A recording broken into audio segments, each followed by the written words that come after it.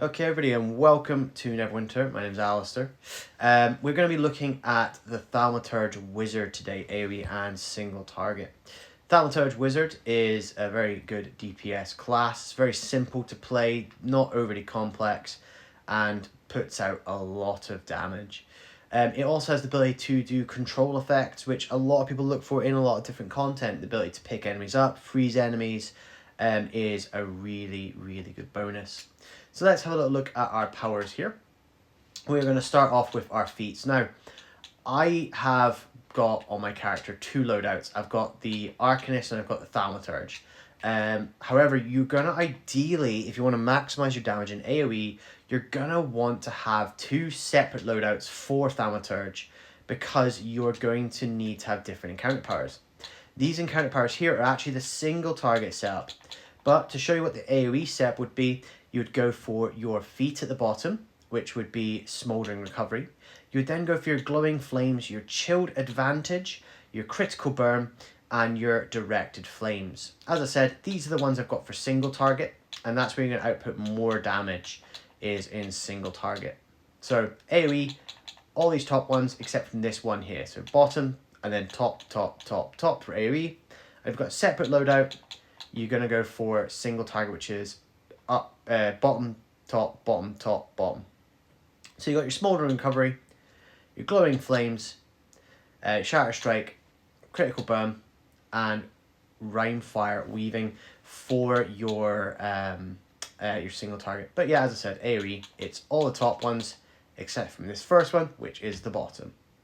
Right, moving on to your class features, we have got Swath of Destruction, increases your smolder by 10%. Targets affected by smolder take 3% more damage.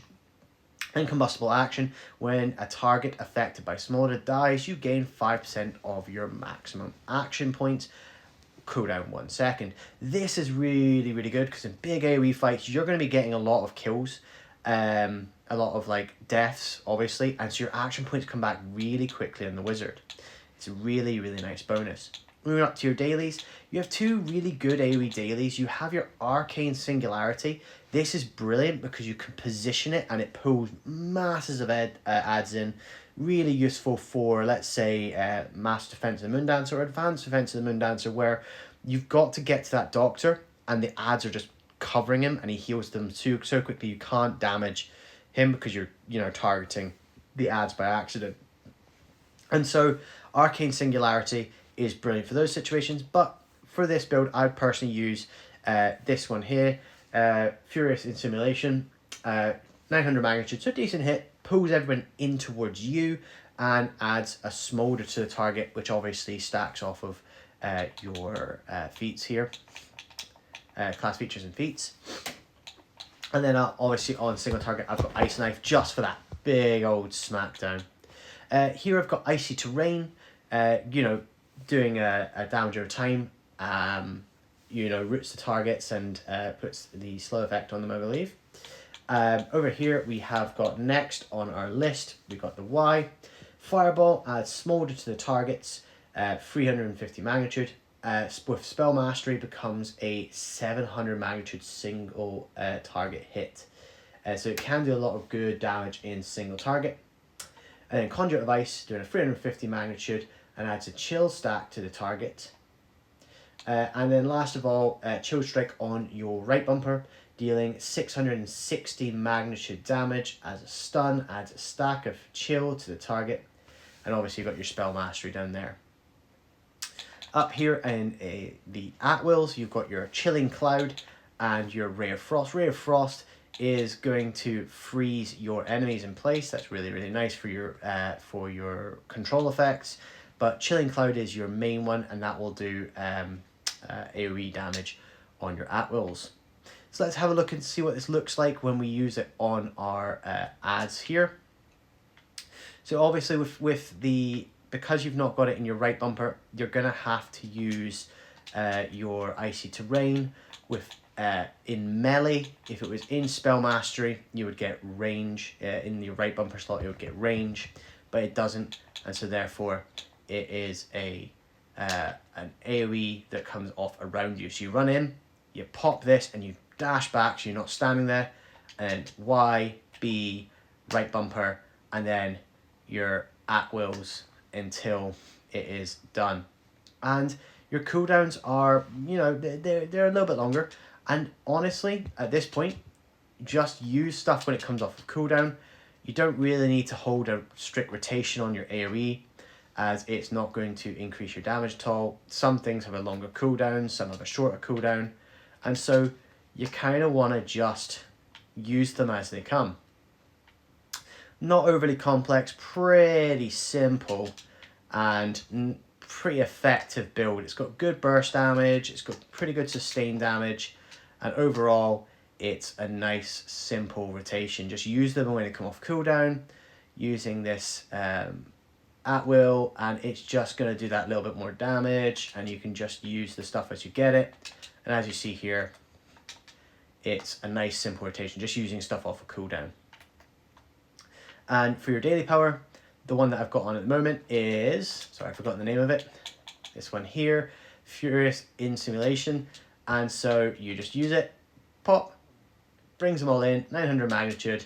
It's a much quicker cast time than your Arcane Singularity, and it draws people in just like Arcane Singularity does, but it adds stacks of your Smolder and all that, so it works out being better with your encounter powers for just raw damage. But situationally, your Arcane Singularity is really, really good, as that is a bigger area, pulls in more enemies. It just works a little bit better for a bit of crowd control. Right, now we're going to have a little look at the single target side. I need to wait for my cooldowns to come off. There we go. Get my action points back. Now, on this character, I have my Tactician's Precision and my Cavalry's Haste. And this is just so that I can optimize my my rotation. So this is the optimum rotation. You're going to do it in this order. Your powers are, staying down here, these two. Your daily power is going to be your Y, and then you want to use it in this order for your AoE, for your single target. You want to use your Chilled Strike, your Icy Rays, then your Entangling Force, then your Chilled Strike, and then your Repel. Now, when you're doing some of these encounter powers on targets that have, a control immune, you might do a bit more damage as well.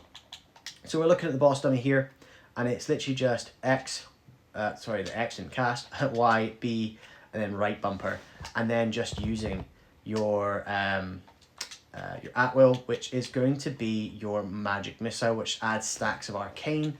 And the stacks of arcane is what's going to do your damage, increase your damage with your arcane mastery. And then here, Chilling Cloud is just for those AoE bits, but you can also just as easily put Ray of Frost on as well. So it's just X, wait for it to cast, because it takes a bit of time to cast, Y, B, right bumper, and then off you go again. So the artifact call, this is with double Tactician's Precision and Cavalry's Haste, so bear that in mind. I'll show you an encounter rotation without those after the fact.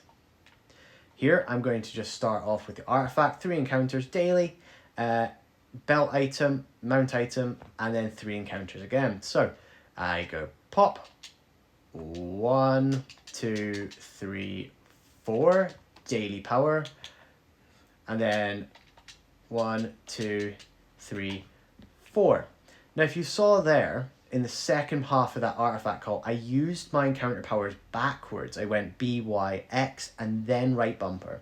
The reason why I did that is because when I use my Tactician's Precision, the things with the lowest cooldowns, which are actually at the end of the rotation, will come back quicker. So I will then use my B, Y, X as a rotation, and then my right bumper.